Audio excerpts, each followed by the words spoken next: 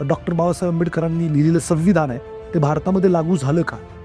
झालं ते सगळ्यांसाठी झालं का? बरं, जे काही हिंदू मुसलमान आहेत पहिलाही तोच वाद होता, आजही तोच वाद आपण मोठ्या प्रमाणावर पुढे घेऊन चाललोय का? हिंदू बांधवांनी पण विचार करण्याची गरज आहे आणि मुस्लिम बांधवांनी पण विचार करण्याची गरज आहे. खरं पाहता आपल्याला हे राजनीतिक लोक दोन हिस्सामध्ये वाटून फक्त आपल्यामध्ये फूट पाडतायत आणि त्यांची राजनीतिक पोळी भाजतायत का याचा विचार करण्याची गरज आहे.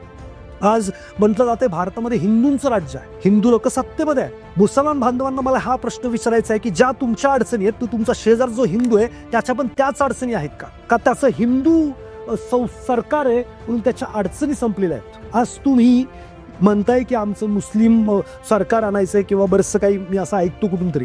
बरं, आणलं तुम्ही तुमचं मुस्लिम सरकार आणलं, काय तुमच्या समस्या संपणार आहेत का? तीच राजनीतिक लोक आपल्याला परत त्याच समस्यांना सामोरे जायला लावणार आहेत? विचार करण्याची गोष्ट आहे.